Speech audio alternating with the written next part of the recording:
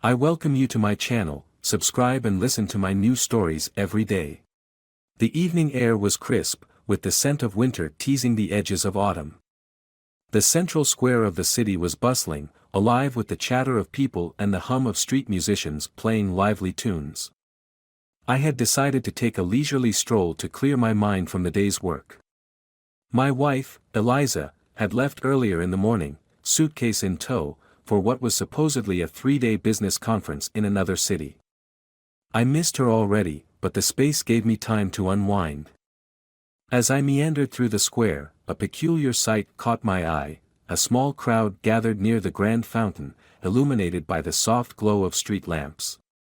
Curiosity piqued, I moved closer, only to spot a familiar figure at the center of the commotion. My heart sank. It was Eliza, clad in nothing but a single plaid blanket clutched tightly around her. Her face, a canvas of distress and embarrassment, turned ghostly pale under the flickering lights. 2 police officers were questioning her, their expressions stern and unyielding. I froze, hidden behind a group of onlookers, my mind racing with confusion and burgeoning anger. How? Why was she here, and not hundreds of miles away at a conference? As I edged closer, straining to catch their conversation, snippets of the shocking truth began to unfold. I was just trying to get to my car, Eliza stammered, her voice barely a whisper. And how did you end up like this? One officer asked, his tone indicating that he found the situation as bizarre as it was suspicious. It's a misunderstanding, she replied, wrapping the blanket tighter around herself as a gust of wind swept through the square. I was at a friend's, it's not what it looks like. But the tension in her voice betrayed her. The pieces clicked together as I recalled the frequent late-night calls, the sudden trips, and the growing distance between us. It dawned on me then, her supposed business trips, her absences, they were never what they seemed. Fueled by a mix of heartbreak and fury, I confronted her then and there, my voice cutting through the cold air. Eliza. What is going on? The crowd parted as I stepped forward, her eyes widening with shock upon seeing me. James. It's not. Save it. I heard enough, I interrupted, the sting of betrayal sharp in my chest. Her pleas fell on deaf ears as I turned away, the fragments of our life together crumbling in my mind. The walk back home was a blur, my thoughts consumed by the betrayal and the revelation that shattered the image of the woman I thought I knew. That night, as I sat alone in the dim light of our living room, the walls of our home echoed with the silence of her absence. The pain gave way to a simmering anger, a desire for retribution. I knew then what I had to do. I would not let this deceit go unanswered. Eliza would come to realize the full extent of her actions, not just as a betrayal of our marriage but as the undoing of her own life. I was determined to ensure that this deception would cost her everything, just as it had cost me my trust and love. As the city slept, I began to plot my revenge, each plan darker and more decisive than the last. The game had just begun, and I was not going to play it by her rules. The next morning is cold and unforgiving, a fitting reflection of my mood. I sit at the kitchen table, staring at the untouched coffee in front of me, the steam rising in delicate curls. Eliza's side of the bed is still rumpled from the night before, a cruel reminder of her absence. The silence is almost oppressive, echoing the hollow feeling in my chest. I'm jolted from my thoughts by the buzzing of my phone. It's a message from Tom, a friend of mine who works in security. We've known each other for years, and I know I can trust him. I text back quickly, asking him to meet me at a local cafe. We need to talk. An hour later, Tom arrives, his face marked by concern. Hey, James. You sounded urgent. What's going on? I gesture for him to sit and slide the phone across the table, showing him a news article. The headline reads, Police respond to disturbance in Central Square. The article briefly mentions a woman in distress but doesn't name Eliza. I saw Eliza last night. She was caught up in something, I start, my voice steady but the pain evident in my eyes. She was in a blanket, in the square. The police were questioning her. It was clear she was on her way to someone's house, not a conference. Tom's eyebrows furrow as he reads the article. So, she's been lying to you. What are you planning to do about it? I take a deep breath, my resolve hardening. I need to find out who this friend is. I want to make sure she understands the consequences of her actions. And I need to know if this was an isolated incident or if there's more. Tom nods, understanding the gravity of the situation. All right, I'll help you. I have some contacts who might be able to dig up information for us. But we need to be careful. If she's involved with someone else, we don't want to escalate things too quickly. I understand. But I want answers. I need to know what I'm dealing with, I insist. Tom agrees to help, and we spend the next few hours working on our plan. He makes some calls, reaching out to his network, while I compile everything I know about Eliza's recent behavior, her unexplained absences, her sudden need for business trips, and any interactions with unfamiliar contacts. Later that day, Tom calls me with some preliminary information. James, I've got a lead. One of my contacts found out that Eliza was seen frequently at a particular address in the city. It's linked to someone named Richard Dawson. Richard Dawson. The name is unfamiliar, but it sends a chill down my spine. Who is he? Not much is known yet, but he's been involved in a few questionable activities. It's worth investigating. That evening, I drive to the address Tom provided. It's a modest house in a quiet neighborhood, a stark contrast to the chaos I'm feeling inside. I park a few houses down and watch from the shadows, waiting for any sign of Eliza or Dawson. Hours pass with no sign of activity.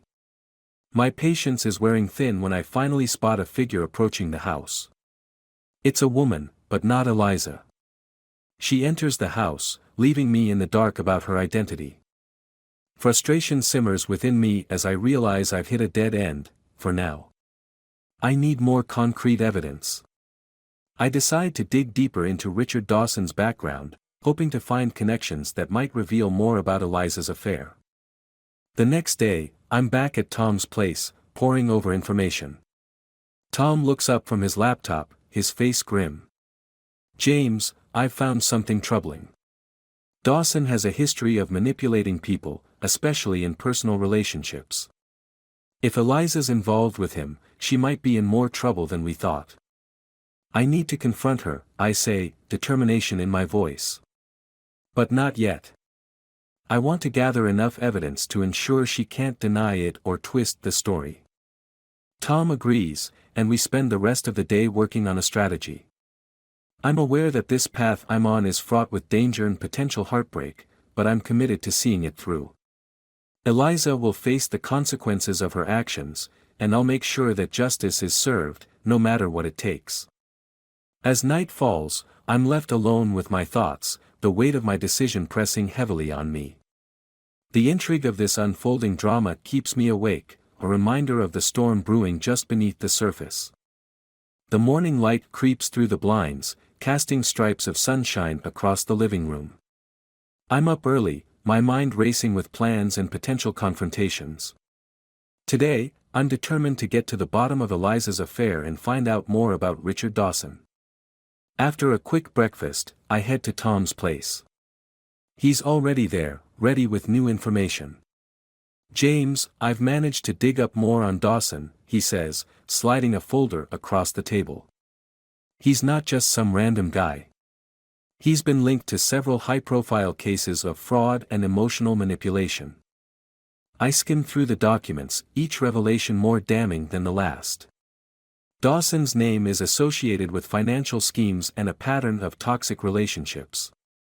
The pieces of the puzzle start to fit together, painting a picture of someone who preys on others for personal gain. We need to get Eliza to confront Dawson, Tom suggests. She's clearly caught up in something dangerous, and it's only a matter of time before it spirals out of control. I nod, feeling the weight of responsibility. I'm going to see her today. I'll confront her with what I've found and demand the truth. Around midday, I drive to the address where Dawson lives. I park a few blocks away and walk towards the house, my heart pounding with anticipation and dread. As I approach the front door, I can hear voices inside. I knock firmly, trying to steady my nerves. A few moments later, the door creaks open, and a middle-aged woman with a stern expression appears. "Can I help you?" she asks. I introduce myself. "I'm James, Eliza's husband. I need to speak with her." The woman's eyes narrow. "Eliza isn't here. She's with Richard." "What's this about?" "Just tell her that I'm here," I insist. She hesitates but eventually steps aside. "Fine. Wait here." I'm left in the living room, trying to calm my racing thoughts.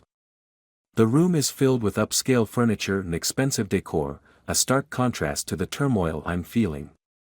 After what seems like an eternity, Eliza walks in, her face pale as she sees me. "James. What are you doing here?" she asks, trying to mask her shock. "I need answers, Eliza," I say firmly. "I know about Richard Dawson. I know what he's involved in, and I want to know why you're entangled with him." Eliza's eyes dart nervously. "It's not what you think. Richard is just a friend. The situation is complicated." "Complicated?" I counter. "You were caught in a blanket in the central square, talking to the police. How is that just a complicated friendship?" Her face flushes with embarrassment. "I didn't mean for any of this to happen. Richard and we were involved, but it was supposed to be private. It just got out of hand." Before I can respond, the door opens behind Eliza, and Richard Dawson steps into the room. His confident stride and cold demeanor make it clear he's used to being in control. "James, I presume," he says with a smirk. I glare at him. "So, you're the one who's been manipulating my wife. What exactly is your game here?" Dawson's smile widens. "It's not about games, James. Eliza and I had a mutual arrangement. I never forced her into anything." Eliza looks down, unable to meet my gaze. "James, please. I made mistakes, but it's over now. I was trying to end things with Richard." "I'm not convinced. You think this is just about ending things? You've been deceitful, and it's more than just a personal betrayal. Richard's actions have consequences, and you're part of that." Dawson steps closer, his voice cold. "You should be careful, James. You're treading on dangerous ground." I'm about to respond when the woman who answered the door reappears, her expression conflicted. "Richard, there's someone here for you." Dawson's face hardens, and he nods towards me. "James, you've made your point. I suggest you leave." Eliza looks at me, tears in her eyes. "James, please. I'm sorry. Let's talk this through." "I need answers, Eliza, not apologies," I reply. "I'll be in touch." I leave the house, the encounter leaving me more determined than ever. I drive away, my mind racing with thoughts of retribution and the lengths I'll need to go to ensure justice. The intrigue of the situation is far from over. I know now that Eliza's involvement with Dawson is deeper than I initially thought, and I'm committed to unraveling every layer of deception. The path ahead is fraught with challenges, but I'm prepared to face them. The next steps will be crucial in determining how far I'll go to reclaim my life and ensure that Eliza's betrayal is met with the consequences it deserves. The weeks following the confrontation are marked by an intense, almost unbearable silence. Eliza avoids me, and Richard Dawson seems to have disappeared from the radar. My days are consumed with an obsessive quest for retribution. Every step I take towards uncovering the full truth feels like stepping into a darker abyss. One afternoon, I receive an anonymous tip about a secret meeting between Dawson and Eliza. The location is an upscale private club on the outskirts of town. With a sense of grim determination, I prepare to confront them once and for all. I arrive at the club just before dusk, the building standing like a silent sentinel against the fading light. The place exudes an air of exclusivity and opulence, but I'm focused solely on the task at hand. I slip inside, blending into the crowd of elegantly dressed patrons. My heart pounds as I spot Eliza and Dawson at a secluded table in the back. I approach quietly, overhearing snippets of their conversation. "And I told you it would come to this," Dawson says, his voice dripping with arrogance. "James won't stop until he's ruined us," Eliza replies, her voice laced with despair. "I never meant for any of this to happen." A cold rage fills me as I realize they're plotting their next moves, trying to cover their tracks. I step forward, my presence cutting through their conversation like a knife. "Is this where you two plot your deceptions, hiding behind fancy drinks and soft lights?" Eliza's eyes widen with shock, and Dawson's face darkens. "James," Dawson says with a sneer, "you're quite the persistent one. But your intrusion won't change anything." "It's not an intrusion," I reply coldly. "It's a reckoning." Without warning, I reach into my coat pocket and pull out a dossier, a collection of incriminating documents I've gathered over the past few weeks. I slam it onto the table, watching as Eliza and Dawson's faces drain of color. The documents detail Dawson's illegal activities and Eliza's complicity in them. "You thought you could escape the consequences," I say, "but I've made sure everyone will know what you've done. The authorities are already on their way." Eliza's face turns ashen. "James, please. This isn't necessary. We can work something out." Dawson, on the other hand, stands up with a menacing glare. "You think you've won? You're making a huge mistake." Before he can react, I'm already moving. I grab the chair beside me and swing it towards Dawson. He barely manages to dodge, but the force of the impact sends glasses and dishes flying. The club's atmosphere erupts into chaos, with patrons screaming and scrambling for cover. Eliza tries to intervene, but I push her aside, my focus solely on Dawson. He lunges at me, but I'm quicker. I grab a bottle from a nearby table and swing it with precision, hitting Dawson squarely in the face. He stumbles back, blood streaming from his nose. "You think you can intimidate me?" Dawson roars, but I can see the fear in his eyes now. The commotion attracts the attention of the club's security. They rush in, but I'm already prepared. I've set up a backup plan. I've ensured that Dawson's financial crimes are exposed in real time through an anonymous tip to the media. As the security attempts to restrain me, I see Dawson's face go from anger to panic as he realizes the extent of his predicament. Eliza, now realizing the severity of the situation, tries to run, but I intercept her. "You're not going anywhere, Eliza. You wanted to betray me, to be involved in deceit and manipulation. You're going to face the consequences." "James, stop this." Eliza pleads. "I'm sorry. I never meant for it to get this far." "No," I say coldly. "You're not getting away with this. You'll pay for your actions, both legally and personally." As Dawson is escorted out by the authorities, his face a mix of fury and resignation, Eliza is left behind, her reputation shattered and her future uncertain. The reality of her actions hits her hard as she watches Dawson's downfall. In the aftermath, I ensure that the media has all the information they need about Dawson's illegal dealings and Eliza's involvement.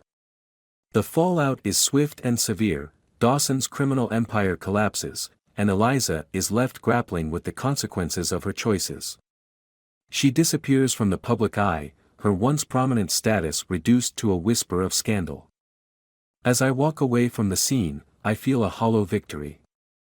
The retribution I sought has been delivered, but it comes at the cost of personal betrayal and emotional devastation. The life I once knew with Eliza is irreparably shattered, and the hatred for her and Dawson is a bitter reminder of the price of deception. I leave the city behind, starting anew with a renewed sense of purpose. The saga of betrayal and retribution is over, but the scars remain. The final act of vengeance has been played, and as I move forward, I do so with a hardened resolve and a wariness of the cost of trust and betrayal.